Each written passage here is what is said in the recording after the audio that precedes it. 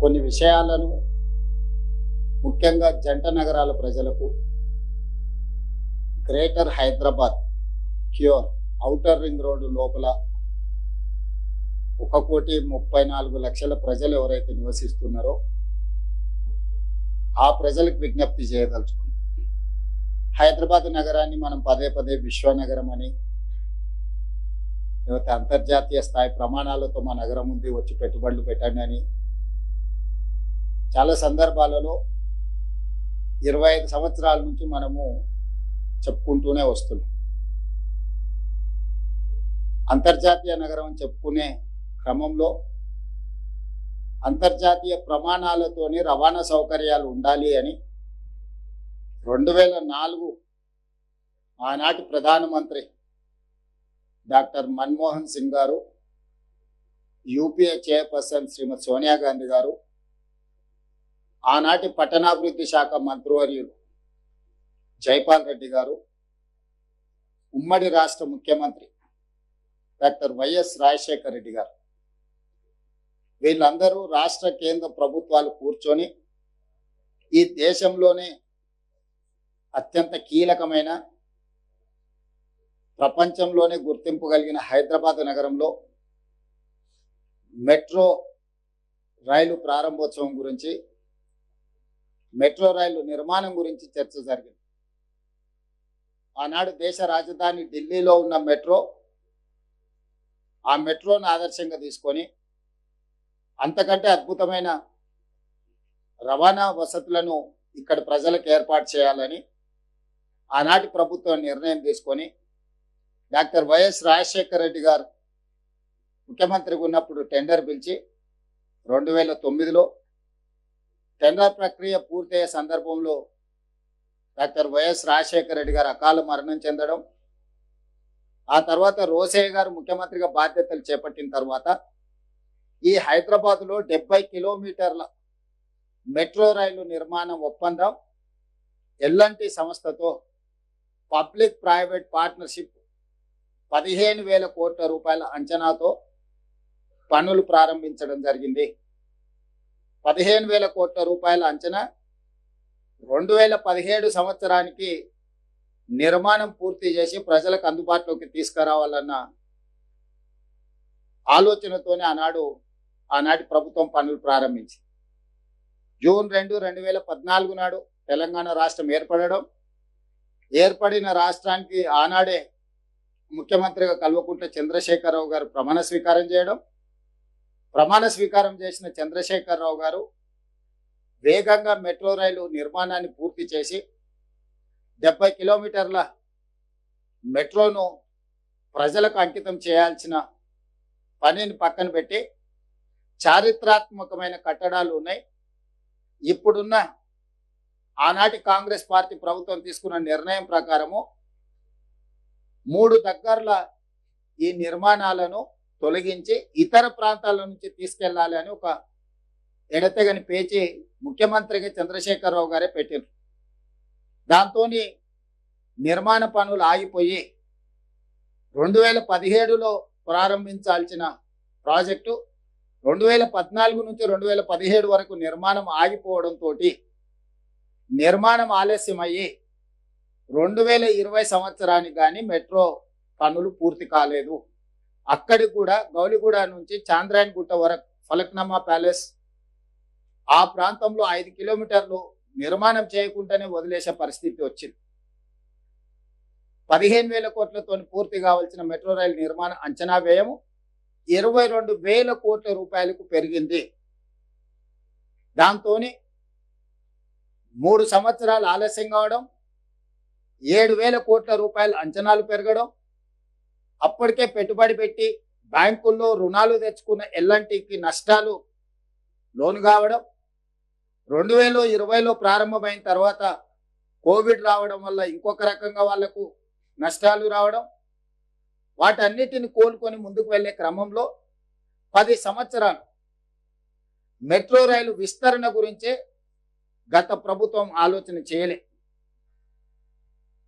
వాళ్ళు ఆలోచన చేసింది కూడా ఎల్ఎన్టీతో ముందుకు వెళ్లకుండా గచ్చిబౌలి నుంచి ఔటర్ రింగ్ రోడ్డు ద్వారా అంతర్జాతీయ ఎయిర్పోర్టుకు వాళ్ళకి కావాల్సిన రియల్ ఎస్టేట్ సంస్థలకు ఆఖరి నిమిషంలో టెండర్లు పిలిచే ప్రయత్నం చేస్తారు. ఎక్కడైతే ప్రజలు ప్రయాణం చేయరో, ఎక్కడైతే అంతగా అవసరం లేదో ఆ ప్రాంతంలో నిర్మించాలని వాళ్ళ యొక్క ఆస్తులను పెంచుకోవడానికి మాత్రం గత ప్రభుత్వం ప్రయత్నం చేసింది తప్ప నిజంగా ప్రజలకు అవసరం ఉన్న ప్రాంతాలలో మెట్రో విస్తరణ జరగలేదు.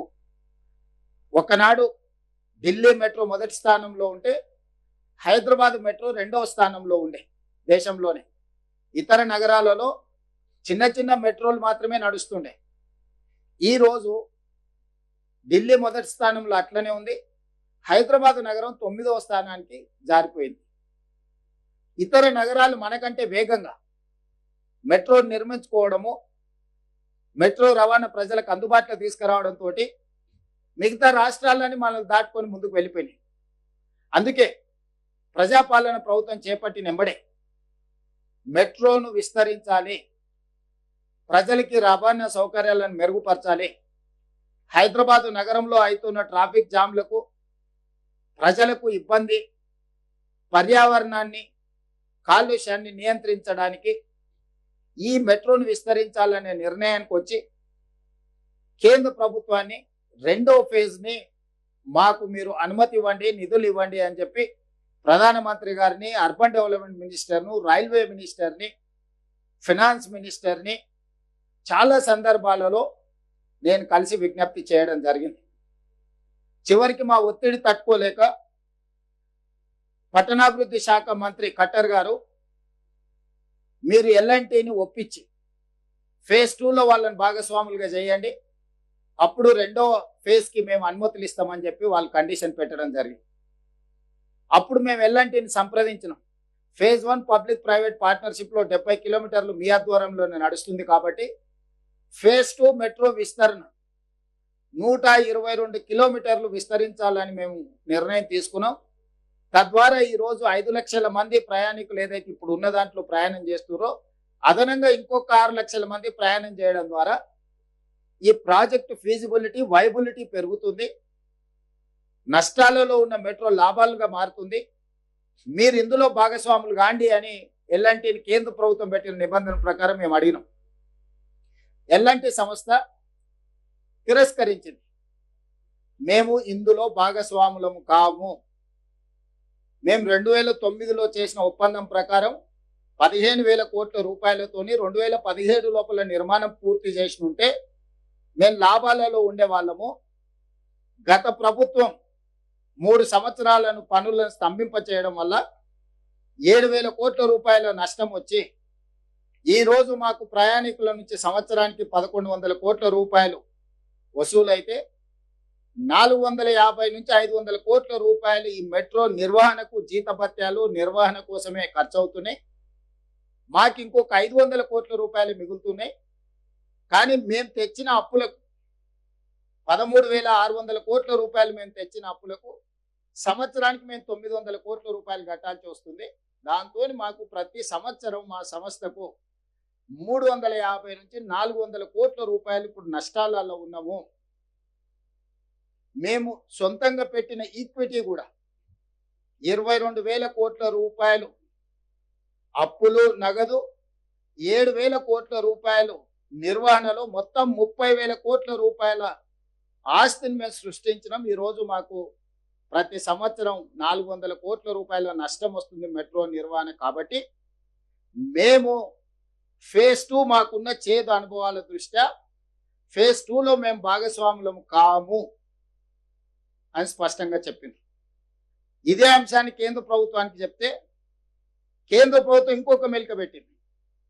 కనీసం వాళ్ళని ఫేజ్ 2 విస్తరించుకోవడానికి, సీమ్లెస్గా ప్రయాణం చేయడానికి వాళ్ళతోని ఖచ్చితమైన ఒప్పందం తీసుకొని రండి, అప్పుడు మీకు ఫేజ్ 2కి మేము అనుమతులు ఇవ్వడానికి అవకాశం ఉంటుందని రెండోసారి తిరకాసు పెట్టారు.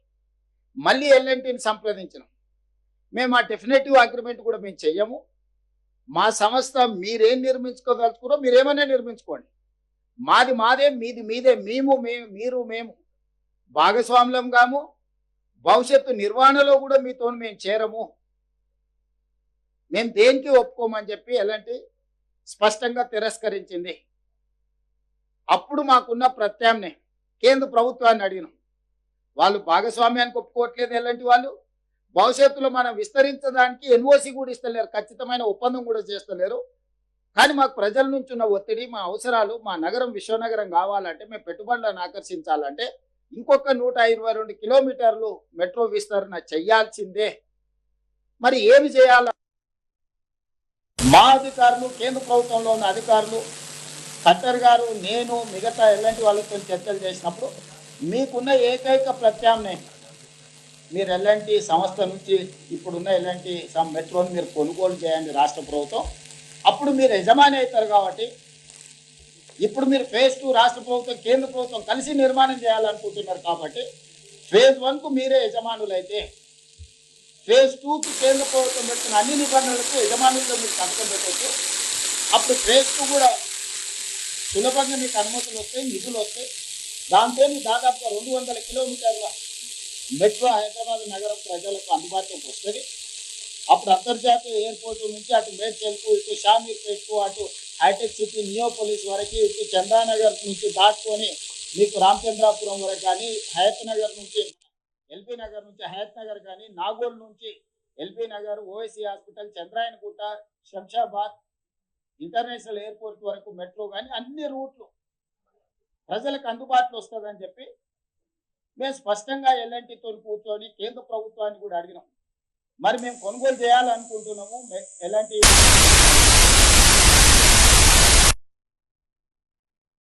అందులో భాగస్వామ్యం చేయండి అని అంటే కేంద్ర ప్రభుత్వానికి మేము లేఖ రాసినాం. మీరు ఎవరి పేరు ఇస్తారో ఇవ్వండి అని. ఉత్తరప్రదేశ్ మెట్రో, ఉత్తరప్రదేశ్ రాష్ట్రంలో నిర్వహిస్తున్న మెట్రో ఎండీని సుశీల్ కుమార్ని తెలంగాణ రాష్ట్రం ఎల్ఎన్టీ నుంచి కొనుగోలు చేయాలనుకున్నది అంటే కేంద్ర ప్రభుత్వం తరఫున సభ్యుడిగా పెట్టింది కేంద్ర ప్రభుత్వం. All these are official documents. 30,000 కోట్ల రూపాయల ఎల్ఎన్టీ ఆస్తిని 15,000 కోట్ల రూపాయలకి రాష్ట్ర ప్రభుత్వం కొనుగోలు చేసింది. చర్చలు చేసి, నెగోషియేట్ చేసి, ఆఫీసర్స్ కమిటీ వేసి, ఆఫీసర్స్ కమిటీ పైన cabinet sub committee resource mobilisation Bhatti గారిని, ఉత్తమ్ గారిని, శ్రీధర్ బాబు గారిని, జూపల్లి కృష్ణారావు గారిని పెట్టి క్యాబినెట్ సబ్ కమిటీ పెట్టి అక్కడి నుంచి క్యాబినెట్కు తీసుకొచ్చి, క్యాబినెట్ నుంచి అసెంబ్లీకి తీసుకొచ్చి 30,000 కోట్ల రూపాయలు నికరంగా పెట్టిన మెట్రోను రాష్ట్ర ప్రభుత్వం మెట్రో ఎల్ఎన్టీని ఒప్పించి 15,000 కోట్ల రూపాయలకి కొనుగోలు చేసింది. ఈ రోజు మేము విస్తరించాలనుకుంటున్న మెట్రో హైదరాబాద్లో పర్ కిలోమీటర్ మీ రోజు కొత్తగా కట్టాలనుకుంటే కూడా 350 కోట్ల రూపాయలు అవుతుంది. అట్లా లెక్కేసుకున్న 70 కిలోమీటర్ల మెట్రో ఈ రోజు ఉన్న పరంగా కూడా 25,000 కోట్ల రూపాయలు ఆస్తి. అన్ని రకాలుగా చెప్పి ఎల్ఎన్టీని ఒకటే పాయింట్ దగ్గర మేము ఒప్పించాం. మీరు అనొచ్చు, మరి ఎల్ఎన్టీ ఇంత పెద్ద సంస్థ మీకు తక్కువ చేయించింది, మీ దగ్గర ఏం మంత్రిదండం ఉన్న వాళ్ళని ఒప్పించాడు అంటే, ప్రతి సంవత్సరం వాళ్ళకు నికరంగా 400 కోట్ల రూపాయలు నష్టం వస్తుంది. నేను చెప్పిన 20 సంవత్సరాలు ఇట్లనే మీ దగ్గర ఉంటే సంవత్సరానికి 400-500 కోట్ల రూపాయలు ఇట్లనే మీ నష్టం భరిస్తే మీ కంపెనీ మళ్ళీ ఒక 10,000 కోట్లు 20,000 కోట్లు మీరు నిండా ముందుతారు. ఈ రోజు మీ నష్టాల నుంచైనా మీరు బయటపడతారు. విస్తరించుకోవడం ద్వారా మాకు లాభసాటిగా ఉంటుంది. మేము ప్రజల కోసం నిర్వహించాల్సిన అవసరం మాకు ఉన్నది, ఎల్ఎన్టీకి లేకపోవచ్చు. మీకు రుణ విముక్తులు అవుతారు. 13,600 కోట్లు బ్యాంకులలో వాళ్ళకి అప్పు ఉంది. దీని మీద ఆ అప్పు మీరు ఇమ్మీడియట్గా రుణవిముక్తి అయిపోతుంది. మీరు ప్రతి సంవత్సరం 400-500 కోట్ల రూపాయల నష్టం కూడా మీకు తగ్గుద్ది. మీ సంస్థకు కూడా పరోక్షంగా ఇది లాభమే. ఇంకో రకంగా మాకు లాభం. కొన్నిసార్లు మనం నిర్వహణ భారం అయినప్పుడు వదిలించుకోవడానికి చూస్తాం, డెట్ రీస్ట్రక్చర్. ఈ 13,600 కోట్ల రూపాయలు వాళ్ళు 8.25% ద్వారా బ్యాంకులలో అప్పులు తెచ్చుకున్నారు. ఎల్ఎన్టీ వాళ్ళు మొత్తం 15,000 కోట్లలో 1,400 కోట్ల రూపాయలు ఈక్విటీ, 13,600 కోట్ల రూపాయలు బ్యాంకులలో రుణాలు. ఈ ప్రతి ట్రాన్సాక్షన్లో, ప్రతి స్టేజ్లో ఖట్టర్ గారికి, పట్టణాభివృద్ధి శాఖ మంత్రికి, రైల్వే శాఖ మినిస్టర్స్కి, ఫైనాన్స్ మినిస్టర్స్కి నేను పర్సనల్గా వెళ్ళి బ్రీఫ్ చేయడమే కాకుండా ఎవ్రీ ట్రాన్సాక్షన్స్లో గవర్నమెంట్ ఆఫ్ ఇండియా అధికారులు ఇందులో భాగస్వామ్యం. మాకు తెలియదు మీరు ఏం చేసిందని చెప్పడానికి కూడా వీల్లేదు. వీళ్ళతో ఒప్పందం అయిన తర్వాత మేము సంస్థలను సంప్రదించినాం. అప్పులు తెచ్చుకోవడానికి ఆ లోన్ బదిలీ సేమ్ 8.25% రేట్ ఆఫ్ ఇంట్రెస్ట్ తగిన మేము అప్పులు తెచ్చుకుంటే రాష్ట్ర ప్రభుత్వానికి కూడా సేమ్ ఇదే 500 కోట్ల రూపాయల నష్టం ఉంటుంది. నేను గతంలో కేసీఆర్ గారు 11%, 11.5% పిఎఫ్సి, ఆర్ఈసి ద్వారా రేట్ ఆఫ్ ఇంట్రెస్ట్ అప్పులు చేస్తే డెట్ రీస్ట్రక్చర్ మీద 7.25% నేను తగ్గించుకున్నా. దాంతో నాకు కొంత వెసులుబాటు నష్టాలలో ఆ అనుభవంతో మా అధికారులందరినీ మాట్లాడి మనం డెట్ రీస్ట్రక్చర్ చేసుకుందాము, ఈ మెట్రో లోన్ని అతి తక్కువ రేట్ ఆఫ్ ఇంట్రెస్ట్ ఎక్కడ దొరుకుతుందో మనం అక్కడ అప్పు తెచ్చుకొని ఈ అప్పును వాళ్ళ ఉన్న అప్పును మనం బ్యాంకులో తెచ్చుకొని ఇది అటు బదిలీ చేస్తే మనకు సులువుగా ఇది లాభసాటి వ్యాపారంగా మారుతుందని అంటే రకరకాల సంస్థల్ని సంప్రదించినాం. ఇండియన్ గవర్నమెంట్లోనే సంస్థ ఉంది, Indian railway finance corporation, government of India PSC. ఈరోజు వాళ్ళు దేశంలో 5 లక్షల కోట్ల రూపాయలు రుణాలు ఇస్తున్నారు. దీనికి ఉన్న ప్రత్యేకత ఏంటంటే రైళ్ల నిర్మాణం కోసం రైల్వే రిలేటెడ్ వాటికి మాత్రమే వీళ్ళు ఫైనాన్స్ చేస్తారు. పిఎఫ్సి పవర్ ఫైనాన్స్ కార్పొరేషన్ 1,52,000 కోట్ల రూపాయలు కేసీఆర్కి ఇట్లా కాగితం పెడితే అట్లా లోన్ ఇచ్చారు. REC rural electrification corporation KCR గారు ఇట్లా కాగితం పెడితే 1,61,000 కోట్ల రూపాయలు అప్పు ఇచ్చారు. ఈ రెండు కూడా కేంద్ర ప్రభుత్వ సంస్థలే, పిఎఫ్సి అండ్ ఆర్ఈసి. ఐఆర్ఎఫ్సి ఇంకొకటి సేమ్ ఇలాంటిదే. అదే చంద్రశేఖరరావుకు పిఎఫ్సి ఆర్ఈసి కలిసి 10 సంవత్సరాలలో 3,15,000 కోట్ల రూపాయలు అప్పు ఇచ్చింది. ఏ గ్యారంటీ లేకుండా, రిజర్వ్ బ్యాంక్ గ్యారంటీ కూడా లేదు దానికి. జస్ట్ చంద్రశేఖరరావు దరఖాస్తు పెట్టిండు, కిషన్ రెడ్డి గారు, మోడీ గారు లోన్లు ఇచ్చేసి దాంతో కాళేశ్వరం కట్టి కూలేశ్వరం అయింది. ఇక రకరకాల దాంట్లలో 3,15,000 కోట్ల రూపాయలు అవలీలగా మూడో కంటికి తెలవకుండా 3,15,000 కోట్ల రూపాయలు అప్పిచ్చారు. దానికి కేసీఆర్ చెల్లించిన ఇంట్రెస్ట్ ఎంత అంటే 11.5% highest. The lowest is 9.5, the highest is 11.5. ఇంత అడ్డగోలుగా బాధ్యతారహితంగా 3,15,000 కోట్ల రూపాయలు ఓన్లీ 2 కార్పొరేషన్స్ నేను చెప్పేది. ఈ 2 కూడా కేంద్ర ప్రభుత్వాన్ని. ఇప్పుడు నేను 3వ కార్పొరేషన్ సంప్రదించిన. They are dedicated for railway construction. So metro కూడా రైల్వే కిందకు వస్తుంది కాబట్టి దీని మీద మాకు లోన్ కావాలా, మేము టేక్ ఓవర్ చేస్తున్నాము, ఈ ప్రకారంగా మేము కొనుగోలు చేస్తున్నాం. మొత్తం మా ట్రాన్సాక్షన్ వాళ్ళు కన్సల్టెంట్ని పెట్టుకున్నారు, మేము కన్సల్టెంట్ని పెట్టుకున్నాం, అధికారులు ఉన్నారు, దాంట్లో గవర్నమెంట్ ఆఫ్ ఇండియా ఫైనాన్స్ అధికారులు ఉన్నారు, ఐఆర్ఎఫ్సి అధికారులు, మొత్తం ఇంటోటో కేంద్ర ప్రభుత్వం ఇంటోటో రాష్ట్ర ప్రభుత్వం కూర్చొని చర్చించుకొని 13,600 కోట్ల రూపాయలు ఏదైతే ఎల్ఎన్టీ అప్పు వివిధ బ్యాంకులలో 8.25% అప్పుతో ఉందో ఆ అప్పును రాష్ట్ర ప్రభుత్వము హైదరాబాద్ మెట్రో రైల్ లిమిటెడ్ పేరు మీద, కంపెనీ పేరు మీద కొనుగోలు చేసేటట్టు, దానికి అప్పించేటట్టు ఐఆర్ఎఫ్సిని ఒప్పించేసి టోటల్గా ఒప్పందాలు చేసుకొని మే 30 తారీఖు నాటికి లోన్ డిస్బర్స్మెంట్ చేయాలి. జూన్ 1 నుంచి కంప్లీట్గా మెట్రో మేము టేక్ ఓవర్ చేయాలి ఎల్ఎన్టీ నుంచి. మా సిఎస్ గారు అందరు పోయి అక్కడ చైర్మన్తో అందరితో కూర్చొని ఒప్పందాలు చేసి మీరు అందరు కూడా పేపర్లలో చూసి టోటల్గా ట్రాన్సాక్షన్ అంతా కంప్లీట్ అయిపోయింది. 1,400 కోట్లు మేము మార్జిన్ మనీ కట్టాలి ఈక్విటీకి, దీనికి 13,600 కోట్ల రూపాయలు వాళ్ళు ఇచ్చారు. వాళ్ళు పేపర్ ప్రాసెస్కి 84 కోట్ల రూపాయలు ఫీజు అడిగింది. 84 కోట్ల రూపాయలు ఫీజు చెల్లించినాము, 1,400 కోట్ల రూపాయలు మేము కట్టాల్సింది కట్టేసినాము. కరెక్ట్ ఈ టైంలో కిషన్ రెడ్డి వెళ్ళి 20 తారీఖు నాడు అసలు కథ ఇక్కడ మొదలైంది. ట్రాన్సాక్షన్ అంతా ఎవరికి ఇది లేకుండా 29 నాడు మా వాళ్ళు అన్ని పెట్టేసి కంప్లీట్ చేసి అయిపోయింది. మా వాళ్ళు సెలబ్రేషన్ మూవ్ చేసుకున్నాం. మా అధికారుల దగ్గర మీరు చాలా ఎఫర్ట్స్ పెట్టాం, చాలా ప్రెజర్లో ఉండే అయిపోయింది. అది ఇక్కడ మీడియా మిత్రుల మీరు ఆలోచన ఏ రేట్ ఆఫ్ ఇంట్రెస్ట్ తెచ్చినా అనుకుంటుంది 13,600 కోట్లు 4% తీసుకొచ్చారు. చంద్రశేఖరరావు, నరేంద్ర మోడీలు వీళ్ళందరూ 8, 9, 10, 11% వెళ్తే నేను ఐఆర్ఎఫ్సిని, ఇది ఐఆర్ఎఫ్సి మిడిల్ మ్యాన్, జపాన్ నుంచి నిధులు, జపాన్లో అతి తక్కువ రేట్ ఆఫ్ ఇంట్రెస్ట్ ఇచ్చేటోళ్లకు ఈ ఐఆర్ఎఫ్సి కార్పొరేషన్ మధ్యవర్తిగా పెట్టి జపాన్ నుంచి ఐఆర్ఎఫ్సి కార్పొరేషన్ లోన్ తెచ్చుకునేటట్టు, వాళ్ళ కమిషన్ యాడ్ చేసుకొని వాళ్ళు నాకు లోన్ ఇచ్చేటట్టు అన్ని 20 సంవత్సరాల సమయానికి 4% రేట్ ఆఫ్ ఇంట్రెస్ట్ నేను 13,600 కోట్ల రూపాయలు అప్పు తెచ్చుకొని ట్రాన్సాక్షన్ అంతా క్లోజ్ చేసిన. ఇవాళ 4%తో నేను అప్పు తెచ్చుకుంటే నాకు సేమ్ 1,100 కోట్లే ప్రతి సంవత్సరం ఆదాయం వస్తే 450-500 కోట్లు నాకు మెయింటెనెన్స్ పోయినా నాకు అప్పు కట్టంగా ఇంకో 100 నుంచి 150 కోట్లు నాకు ప్రాఫిట్ ఉంది. మెట్రో డే 1 నాడే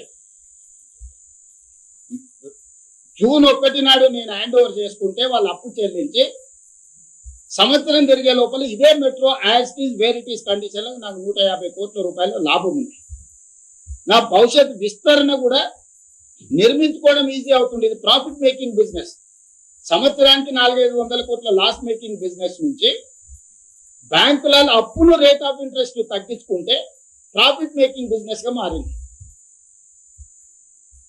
కిషన్ రెడ్డి గారు మే 20 తారీఖు నాడు కట్టర్ని, 21 నాడు అశ్విని వైష్ణవ్ని కలిసి ఇంత సులువుగా మీరు రేవంత్ రెడ్డి వస్తే పనులు చేస్తే తెలంగాణ రాష్ట్రంలో బీజేపీ ఉండాలన్నా మూసేయాలన్నా ఈ తిరకాసు పెట్టుతో ఇప్పుడు లోన్ డిస్బర్స్ చేయకుండా పీడముడు వేసుకొని కూర్చుంది కేంద్ర ప్రభుత్వం. అందుకు ఇన్ని రోజుల నుంచి కిషన్ రెడ్డి వెనకాల పడుతున్నాను. ఇది transaction between IRFC and state government of ఇండియాలో ఉండే, స్టేట్ గవర్నమెంట్ ఆఫ్ తెలంగాణలో ఉండే హైదరాబాద్ మెట్రో రైల్ లిమిటెడ్ మధ్యలో. ఇది కంప్లీట్ కార్పొరేట్ బిజినెస్ స్ట్రక్చర్. ప్రతి ఒప్పందం ఉంది. చివరి రోజు ఈ రోజు నిధులు రిలీజ్ కావాలి. ఈ రోజు నిధులు కిషన్ రెడ్డి విడుదల చేయిస్తాడా? 13,600 కోట్ల రూపాయలు. నేను సూటిగా కిషన్ రెడ్డిని అడుగుతున్నా, అయ్యా ఈ మొత్తం వ్యవహారంలో కాంగ్రెస్ పార్టీకి కానీ లేకపోతే ఇంకొకరికి కానీ ఎవ్వరొక్క రూపాయి తీసుకుపోయేది కాదు. ఉన్న లోను యాస్టీస్ గా ఎల్ఎన్టీకి డబ్బులు పోతాయి.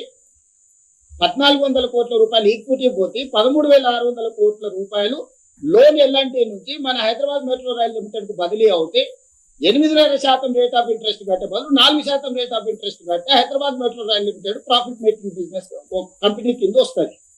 ఎప్పుడైతే మాకు ఇది వస్తుందో మన కట్టర్ని కట్టిన నువ్వు ఇది ఓనర్షిప్ తీసుకున్నా ఇమ్మీడియట్ గా phase 2 కి మనం ఆలోచన చేద్దాం. నేను phase 2 phase 1 phase 2 కలిపి నడపాలంటే ఇది అదే అని అధికారులు తిరగాల్సి పెడితే నేను మాట చెప్పిన, సార్ మీరు ఏమొద్దు ఎన్ఓసి అని, మా హైదరాబాద్ మెట్రో రైల్ లిమిటెడే సేమ్ అదే ఐఆర్ఎఫ్సి ద్వారా లోన్ తెచ్చుకొని 122-123 కిలోమీటర్లు ఏదైతుందో 40,000 కోట్ల రూపాయలు అవుతుంది. ఆ 40,000 కోట్ల రూపాయలు కూడా 4% రేట్ ఆఫ్ ఇంట్రెస్ట్ తెచ్చుకొని మేమే కట్టుకుంటాము. మీ 50% కేంద్ర భాగస్వామ్యం కూడా మాకు వద్దు, మొత్తం మహారాష్ట్రమే కట్టుకుంటుందని లెటర్ ఇచ్చి వచ్చిన అక్కడికక్కడనే. నీకు ఇష్టమైతే జాయిన్ గా, నీకు కష్టం అనిపిస్తే, నీకు రాజకీయ ఒత్తిడి ఉంటే అన్ని రాష్ట్రాలకు మెట్రోలో 50% చేరి నువ్వు ఇచ్చినావు, నాకు మాత్రం ఇయ్యనంటున్నావు. నీకేదో నాకు చెప్పని సమస్య ఉన్నది కాబట్టి నాకు జస్ట్ ఎన్ఓసి ఇచ్చేసి నేను ఐఆర్ఎఫ్సి నుంచి మిగతా 123 కిలోమీటర్లు కూడా నా సొంత పైసలతో నేనే గ్యారంటీలు ఇచ్చి నేనే నిర్మాణం చేసుకుంటాను కూడా లెటర్ ఇచ్చి వచ్చిన మన కలిసినప్పుడు. ఇంకా చిక్కపోయారు, ఓహో మాకు సంబంధం లేకుండానే మొత్తం 200 కిలోమీటర్లు రేవంత్ రెడ్డి మెట్రో కట్టుకుంటే ఇక నరేంద్ర మోడీ గారి గురించి చర్చ ఉండదు, కిషన్ రెడ్డి గురించి చర్చ ఉండదు, కేంద్ర ప్రభుత్వం గురించి చర్చ ఉండదు.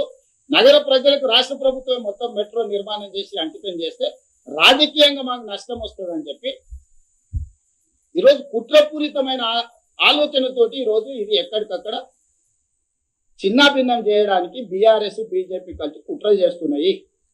నేను రాజకీయ పరమైన ఆరోపణలు నేను చేయదలుచుకోలేదు. నేను కిషన్ రెడ్డి గారికి విజ్ఞప్తి చేస్తున్నా, మీరు సికింద్రాబాద్ పార్లమెంట్ సభ్యులు, అంతకంటే ముందు ఇదే పార్లమెంట్ లో అంబర్పేట నుంచి మీరు శాసనసభ్యులు, చేవెళ్ళ మీ పార్టీ పార్లమెంట్ సభ్యుడు, మెదక్ మీ పార్లమెంట్ సభ్యుడు, మల్కాజ్గిరి ఈటల రాజేందర్ గారు 100% మీ 4 ఎంపీలు ఉన్న ప్రాంతంలోనే ఈ మెట్రో విస్తరణ ఉంది. ఈ మెట్రో విస్తరణ జరిగే దగ్గర మా గణేష్ ఒకడు, మా నవీన్ ఇద్దరు ఉన్నారు ఎమ్మెల్యేలు. మాకేం పెద్ద ఈడ ప్రజాప్రతినిధులు కూడా లేరు. మిగిలిన వాళ్ళు మీ బీఆర్ఎస్ వాళ్ళు, మీ తమ్ముళ్ళే ఉండరు. శత్రువులు అంటూ ఎవరైనా కిషన్ రెడ్డికి ఉంటే ఒకవేళ శ్రీ గణేష్ ఉండొచ్చు, నవీన్ యాదవ్ ఉండొచ్చు ఈ సిటీలో. మొత్తం మీ ఎమ్మెల్యేలు మీ ఎంపీలు మీరే కదా అన్నదమ్ముళ్ళు. ఎందుకు కిషన్ రెడ్డి బాధ్యత తీసుకోడు? కిషన్ రెడ్డి నిజంగానే మెట్రో అయిపోయిన దానికి కట్టర్ని కలిసినప్పుడు నన్ను ఎందుకు తీసుకుపోడు? వరంగల్ ఎయిర్పోర్ట్ మొత్తం కొలిక్కొచ్చింది, స్లోడౌన్ అయిపోయింది. రామ్మోహన్ నాయుడుని కలుస్తాడు, ఏం మాట్లాడిండో చెప్పడు. అశ్విని వైష్ణవ్ని కలుస్తాడు, ఏం మాట్లాడిండో చెప్పడు. ఆయన కలిసి వచ్చిన తర్వాత నేను పోయి కలిస్తే వాళ్ళ మాటలు మనకు అర్థం కాదా? మనం ఏ సమాజంలో ఉన్నాము? ఒక మనిషి మనతో వ్యవహరించేది, మాట్లాడే విధానాన్ని మనం అర్థం చేసుకోలేమా? ఈరోజు మొదటి విడత రాష్ట్ర ప్రభుత్వం Hyderabad metro rail limited take over చేస్తేనే రెండవ విడత అనేది నిర్మాణానికి అవకాశం ఉంది. మొదటి విడత టేక్ ఓవర్ చేయాలి అని అంటే ఇండియన్ రైల్వే ఫైనాన్స్ కార్పొరేషన్ 13,600 కోట్ల రూపాయల ఒప్పందం ప్రకారము నిధులు రిలీజ్ చేయాలా. దీనికి ఇంకో తిరకాసు ఉంది. జపాన్ నుంచి ఆల్రెడీ వాళ్ళు పైసలు తెచ్చి బ్యాంకులో పెట్టుకున్నారు. జపాన్ ఆల్రెడీ ఐఆర్ఎఫ్సి ఖాతాలో పైసలు వేసేసింది. నేను నా మార్జిన్ మరి 1,400 కట్టేసిన. ఇప్పుడు అది ఆగిందంటే కేంద్ర ప్రభుత్వానికి కూడా భారం. జపాన్కి అయితే ఇంట్రెస్ట్ కట్టాలి కదా. నువ్వు కస్టమర్కి ఇచ్చినవో ఇయ్యలేదో నీ ఖాతాలో ఆల్రెడీ వేసేసింది జపాన్. ఇప్పుడు జపాన్కి ఏమి ఇంట్రెస్ట్ ఎట్టకెళ్ళి కడతాడు? ఇప్పుడు తిరకాసు మాట్లాడదామంటే కిషన్ రెడ్డి గారు సమయం ఇయ్యారు. మేము లేనప్పుడు వెళ్ళి కలిసి మొత్తం మాట్లాడు. నిన్న కూడా కిషన్ రెడ్డి గారు మళ్ళీ అబద్ధాలు చెప్తున్నారు. కేంద్ర ప్రభుత్వం ఆల్రెడీ 50% ఒప్పుకున్నది. ఒప్పుకున్నది నిజమైతే కాగితం ఎక్కడుందో చూపింది. ఐఆర్ఎఫ్సి లోన్ ఎందుకు విడుదల చేస్తుందో ఏదో సమాధానం చెప్పండి. గతంలో రాష్ట్ర ప్రభుత్వం గ్యారెంటీ ఇస్తే లోన్లు వచ్చేది. ఐఆర్ఎఫ్సి మాకేం కండిషన్ పెట్టింది తెలుసా? రాష్ట్ర ప్రభుత్వమే అంటే యాక్చువల్గా తీసుకుంటున్న సంస్థ సంతకాలు పెడితే వాళ్ళకి ఇవ్వచ్చు. ఆ సంస్థ ఒకవేళ డిఫాల్ట్ అయితే మీరు ఏం చేస్తారంటే మా రాష్ట్ర ప్రభుత్వం కట్టదని ఒప్పందం ఇచ్చాం.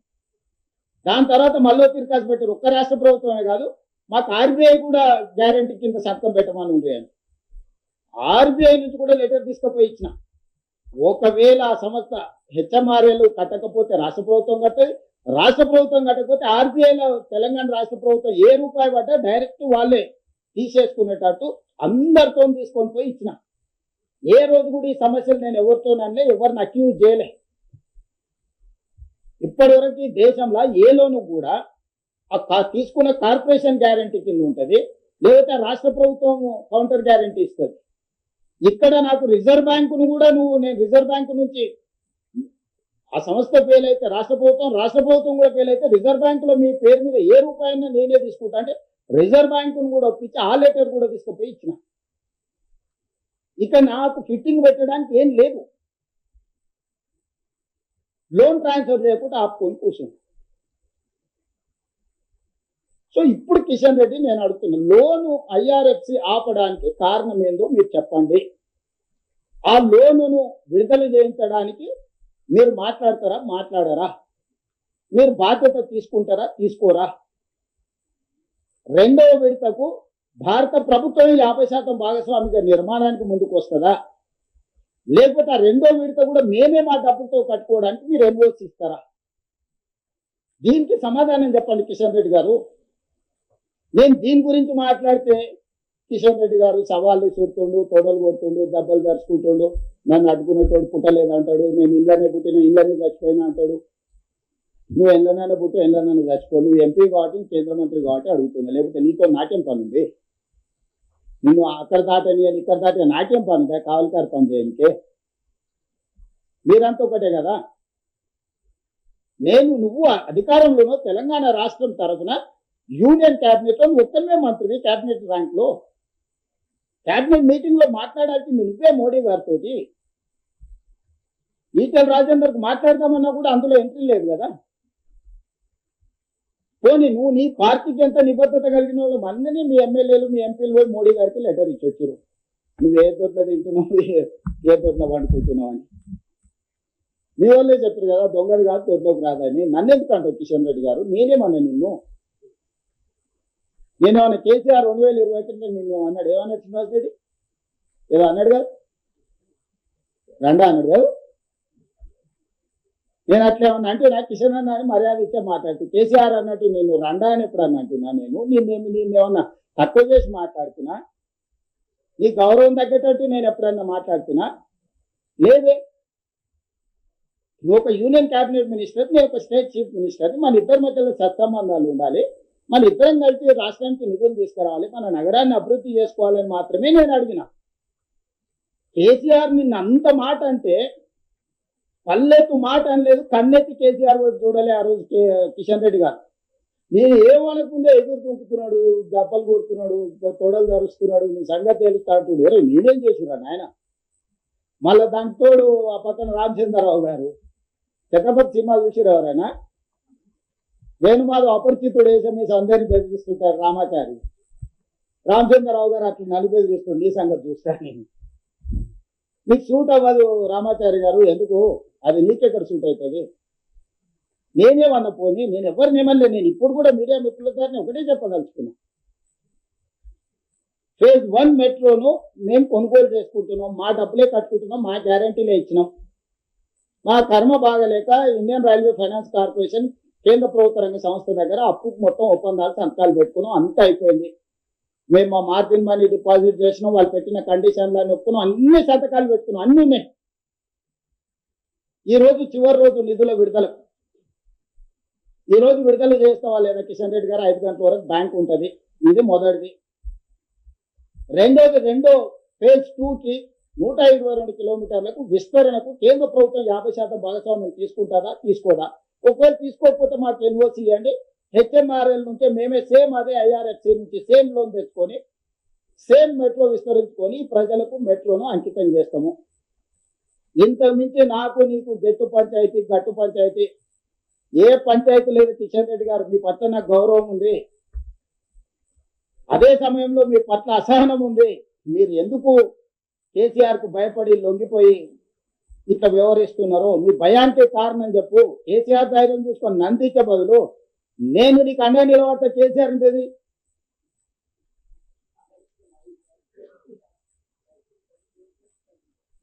అభినందన చెప్తాం షాలువా పోయి కిషన్ రెడ్డి గారికి పోయి షాలువా కప్పొస్తాము సన్మానం కూడా చేస్తా అని చెప్పిన జన్మదినం పప్పానం పెడతా కిషన్ అన్నకు మా అక్క చెప్తుంది పుట్టిన కాడికి ఏమన్నా చెప్తే జన్మదినం రోజు ఇంకా మంచిదని ఓ స్టేషన్కి ఆయన పేరు కోరుకుంటే ఆయన పేరే పెడతా కిషన్ రెడ్డి స్టేషన్ అని ఎందుకంటే మాయావతి విగ్రహాలే పెట్టుకుంది నువ్వు బలు నువ్వు మాయావతి ఉత్తరప్రదేశ్లో పార్కులు కట్టుకుంది విగ్రహాలు పెట్టుకుంది కిషన్ అన్న పేరు పెడతా నాకు కూడా కిషన్ రెడ్డి గారు బాగానే పరిచయం మీకు అందరు తెలుసు కదా నాకెందుకు ఆయన మీద పడతా వ్యతిరేకత కలిసినే చెప్పిన కింద సమస్యలు ఉంటాయి కదా అది దాన్ని ఏందో చూడు అంటాడు కదా ఎక్కడ ఏ కనెక్షన్ చేయడం సర్క్యూట్ అవుతుంది ఇంకేబుల్ ఎక్కడెక్కడ కనెక్ట్ అవుతుందో తెలుసుకోలేదు సూరజ్ కేటీఆర్ ఇంత కిషన్ రెడ్డికి అంత తెలియలేదు పాపం అంత అంత అంత అంత అంత శ్రమ కూడా చేసేంత ఇది ఉన్నాడు కాదు కిషన్ రెడ్డి వెనకాల కేటీఆర్ ఉన్నాడు కుట్రలన్నీ కుతంత్రాలన్నీ కేటీఆర్ తయారు చేసి చిట్టానికి ఆ చిట్టి ప్రకారం పనిచేస్తుంది నా స్ట్రైట్ ఆరోపణ స్ట్రైట్ ఈ కుట్ర కేటీఆర్ది ఈ కుట్ర కిషన్ రెడ్డి గారు సహకరిస్తుండ్రు వీళ్ళిద్దరు కలిసి నగరానికి మెట్రో ఎందుకంటే కేటీఆర్ 10 ఏళ్ళు వాళ్ళ కేసీఆర్ ముఖ్యమంత్రి ఉండి ఏమి చేయలేకపోయారు 9వ స్థానానికి దిగజారింది ఇప్పుడు ఇది ప్రాఫిట్ మేకింగ్ బిజినెస్ చేస్తే వాళ్ళు ఆపి దాని అంచనాలు పెంచి ప్రజలకు చేసిన నష్టమంతా చర్చకు వస్తుంది ఇవన్నీ కూడా ఉన్నాయి పార్లమెంట్ అప్పుడు బీఆర్ఎస్ బీజేపీకి అవ్వేదానం చేసి 8 మంది ఎంపీలను గెలిపి ఎట్ట గెలిపించారో తెలుసు కదా దానికి గురుదక్షిణ చెల్లించుకుంటున్నట్టుగా అనిపిస్తుంది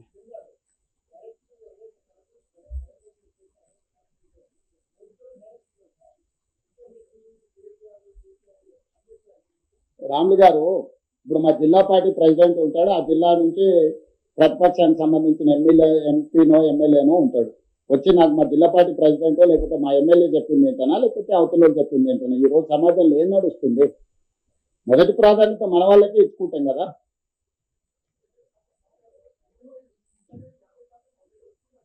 ఏడొప్పుకోండు అంబర్పేట ఒప్పుకున్నాడు ఆయన పైన ఒప్పుకోలే ఒప్పుకుంటే సంతోషం సన్మానం చేద్దాం రాహుల్ షాల్వా గీల్వా అంతా నీతోనే కప్పిస్తా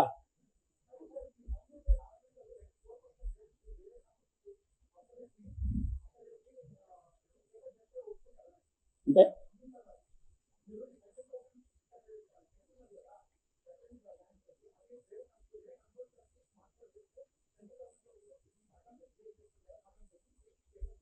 ఇక నువ్వేమైనా సాయం చేసి పెడితే డెఫినెట్గా ఆలోచన చేస్తుంది మా ఫైనాన్స్ డిపార్ట్మెంట్. ఇప్పుడు ఆల్రెడీ అయిపోయిన దాన్ని ఎందుకు అమలు చేస్తలేవు అని అడుగుతున్నాను. కొత్త కొత్త ప్రతిపాదనలు చేస్తే నువ్వే వేరే దగ్గర తెచ్చుకుంటాను కదా, మాతో అవసరం ఏముంది అంటాడు. నువ్వు కిషన్ రెడ్డి గారికి తప్పించుకొని దారి ఎత్తుకున్నట్టుంది రాహుల్, పెట్రోల్ ఎత్తుకొని ఎక్కినట్లేదు. అందుకే ఈ రోజు మొదటి దాని కింద దీనికి వచ్చిన మొదటి మళ్ళీ చెప్తే ఇవాళ అవి మిక్స్ చేయకండి. ఇవాళ ఓన్లీ మెట్రో గురించి మాత్రమే ప్రశ్నలు అడగండి, మెట్రో రిలేటెడ్ వాటికి సమాధానం చెప్తా. మీరు మిగతా అన్ని విషయాలు ఇందులో గందరగోళానికి చేయకండి. ఓన్లీ మెట్రో టేక్ ఓవర్ చేయడం, దాని ప్రత్యామ్నాయం ఎత్తాలి. ఇప్పుడు లోను ఇవ్వకపోతే మనకి బయట లోన్లు ఇస్తారు, కాకపోతే అది 8.9% తెచ్చుకుంటే మళ్ళీ నష్టం అనేది మొదటికి వస్తుంది. ఇప్పుడు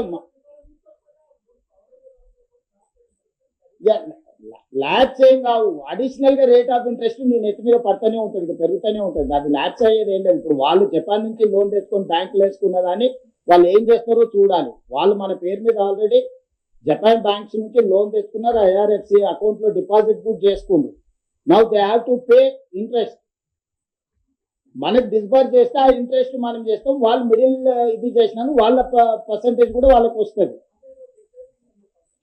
మాకు టేక్ ఓవర్ చేసుకోవడానికి డెడ్ లైన్ అనేది ఎల్ఎన్టీ నుంచి మాకు ఐఆర్ఎఫ్సి మధ్యలో జరిగిన ఒప్పందం మెట్రోకి ఇచ్చి తీసుకున్నాను. మనం ఇల్లు కొనుక్కున్నాం, కారు కొనుక్కు ఏదైనా కొనుక్కుంటే ఏదో ఒక టైం పెట్టుకుంటాం కదా మనము.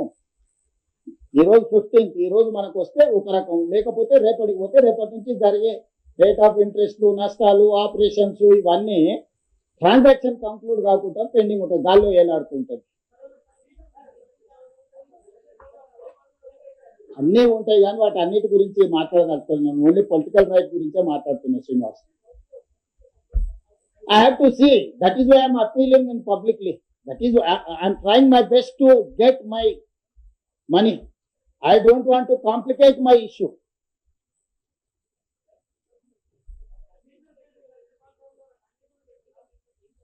ఏ టెక్నికల్ రీజన్ చెప్పడం లేదు. ఇక నేను కొంత ప్రైవేట్గా మాట్లాడి నేను ఇక్కడ చెప్పడం బాగుండదు.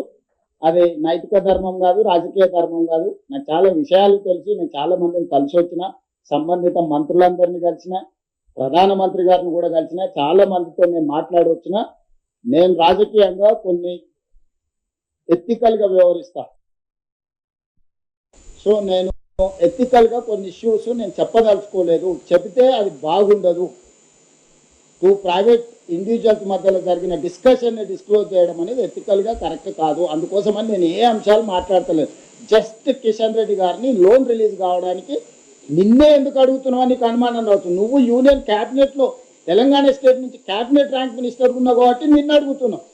రేపు పొద్దున్నే మోడీ క్యాబినెట్ విస్తరించి నిన్ను తీసేసి ఈటల రాజేందర్ గారిని మంత్రి చేసిండు అనుకో, ఆటోమేటిక్గా రాజేందర్ గారిని వెళ్ళి అడుగుతా. ఆయన కాన్స్టిట్యున్సీకి కూడా మెట్రో వస్తుంది కాబట్టి.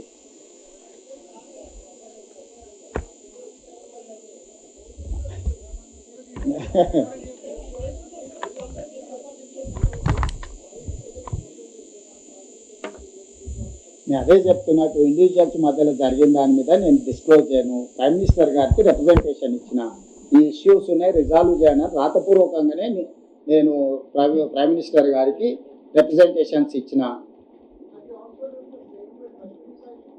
Yes boss, I met Ashwini Vaishnav, I spoke to Ashwini Vaishnav thrice. That is what I don't want to disclose, but my problem is this. Kishan Reddy has to address this problem.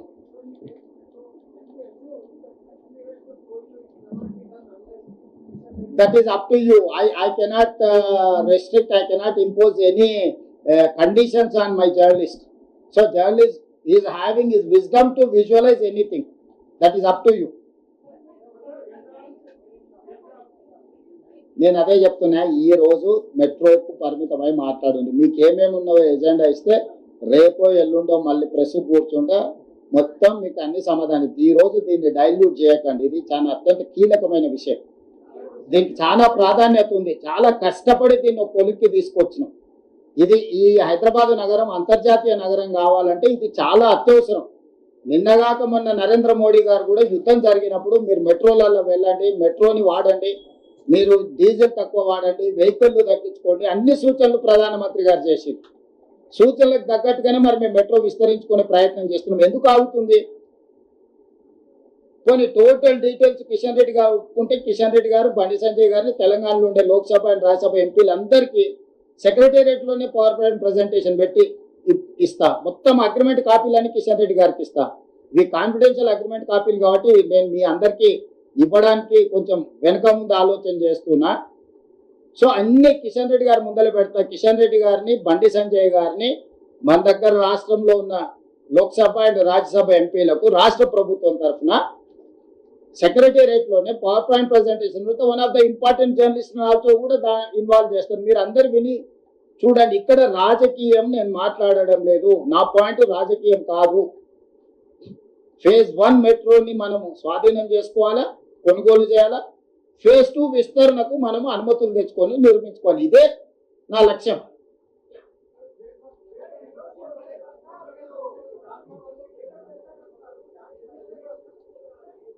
Straight allegation అని చెప్పిన కదా వెంకటరాజు. ఇప్పుడు క్లియర్గా చెప్తున్నా, కిషన్ రెడ్డి గారే దీనికి కారణము, నిధులు రాకపోవడానికి. దానికి 2 అంశాలు ఉన్నాయి. నా ప్రైవేట్ డిస్కషన్ అనే థర్డ్ ఇష్యూ. యూనియన్ క్యాబినెట్ లో ఉన్న ఏకైక కేంద్ర మంత్రి కిషన్ రెడ్డి ఫ్రమ్ తెలంగాణ. ఇది కేంద్ర ప్రభుత్వం దగ్గరనే ఆగి ఉన్నది. ఇది ఆయన ప్రాతినిధ్యం వహిస్తున్న పార్లమెంట్ నియోజకవర్గం, ఆయన రిప్రజెంట్ చేస్తున్న స్టేట్. ఆయన తెలంగాణ కోటాల మంత్రి ఇచ్చిండు, గుజరాత్ కోటాలు ఇవ్వలే. వీళ్ళు గుజరాత్ కోటాలు ఇస్తే గుజరాత్ కు మొన్ననే అహ్మదాబాద్ మెట్రో ఫేజ్ 2 నిధులు ఇచ్చారు. చూసిన కదా మన క్యాబినెట్ లో. అహ్మదాబాద్ మెట్రో రాగలుగుతుంది, హైదరాబాద్ మెట్రో మాత్రం ఆగిపోతుంది. ఏం చెప్తారు? ఉత్తరప్రదేశ్కి ఇచ్చిండ్రు, అహ్మదాబాద్కి ఇచ్చుకున్నారు, వాళ్ళకి కావాల్సిన దగ్గర వాళ్ళు ఇచ్చుకో. చివరికి ఆంధ్రప్రదేశ్లో వైజాగ్ కూడా ఇచ్చిరా. ఎంత ఉంటుంది తత్తుంటుంది, మన జూబ్లీస్ ఆ పక్కన మాదాపూర్ గత ఉంటుంది, గత ఉంటుంది. ఆ వైజాగ్ కూడా ఇచ్చేసారు. ఇంత పెద్ద విశ్వనగరం హైదరాబాద్కి ఇవ్వట్లేదంటే వివక్ష ఏ స్థాయిలో కొనసాగుతుంది అనుకోవాలి.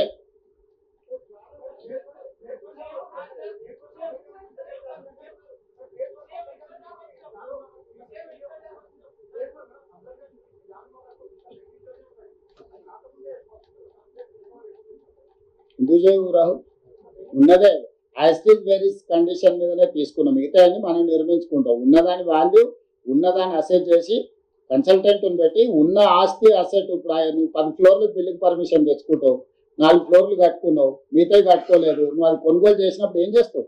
ఏమున్నదో దాన్నే వాల్యుయేట్ చేసి దాని మీదనే కొనుగోలు చేస్తాం కదా.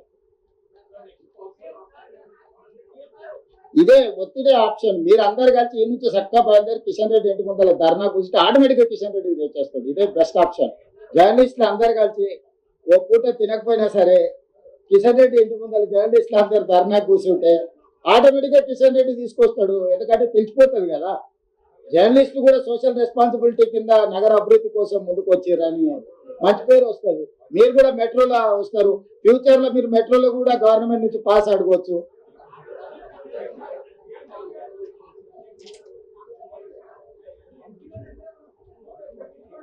చేస్తాం సార్. ఇప్పుడు మన సామ భేద దాన దండోపాయాలని యుద్ధతంత్రం చెప్పారు కదా వెంకట్కే. సామరస్యపూర్వకంగా నేను వారికి విజ్ఞప్తి చేస్తున్నా. ఇంత దూరం వచ్చినా ఇన్ని విషయాలు చెప్తున్నానంటే ఏదో ఒకటి ప్రణాళిక లేకుండా వస్తామా? మీరు కూడా ఇట్లా అమాయకంగా అడిగితే ఎట్లా?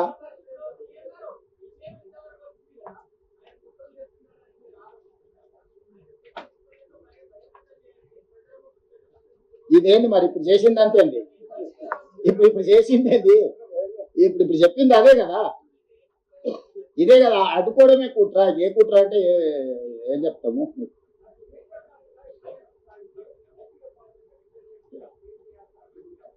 ఇప్పుడు కిషన్ రెడ్డి గారు వెనకాల ఎవరెవరు ఉన్నారు అనే దాన్ని అది ఆయన చెప్పాలి. డైరెక్ట్ గా మనం అక్యూజ్ చేస్తున్నది కిషన్ రెడ్డి గారిని. కిషన్ రెడ్డి గారే cabinet minister. Even Bandi Sanjay కూడా అక్యూజ్ చేయట్లేదు. Bandi Sanjay union cabinet minister కాదు, మినిస్టర్ ఫర్ స్టేట్. అతను మంత్రివర్గ సమావేశంలో భాగస్వామి కాదు. కిషన్ రెడ్డి గారే మంత్రివర్గ భాగస్వామి. నరేంద్ర మోడీ గారి క్యాబినెట్ లో తెలంగాణ కోటాలో union cabinet minister only Kishan Reddy గారే. నేను అడగాలి, కిషన్ రెడ్డి గారు తేవాలి. ఇది రాష్ట్రానికి మేలు, ప్రయోజనం. అందుకే నేను అడుగుతున్నా కిషన్ రెడ్డి గారిని తెమ్మని.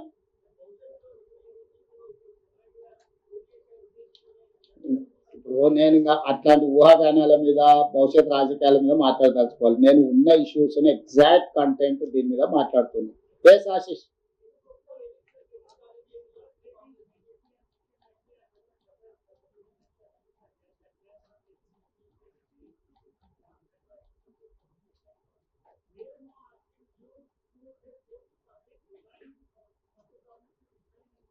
Definitely ask Narendra Modi. Myself and Narendra Modi will resign and will ask public mandate. He has promised 2 crore jobs for every year. 12 years he has to give 24 crores employment. He has said, go through manifesto. He has promised that farmers' income double. And he has promised from Swiss Bank, he is going to get black money. He is going to distribute 15 lakhs each individual poorest of the poor account. Many issues are there. Three election manifestos are there. 2014, 2019, 2024. These three, he has not implemented anything. He has promised regional ring road, Mr. Narendra Modi, in 2023. Till now, he has not delivered. For that, Narendra Modi, and moreover, I have comfort majority. I am not depending on anyone. BJP government is physically handicapped government. They are depending on many political parties. So they don't have clear mandate. They have to resign, then they can ask. They don't have any moral right to ask to resign. If that is the case, I am ready. I am ready to tender my resignation and my cabinet. Meanwhile, Narendra Modi has to resign. He has to dissolve his government, then we'll go. Let it go. See, political statements are not one side.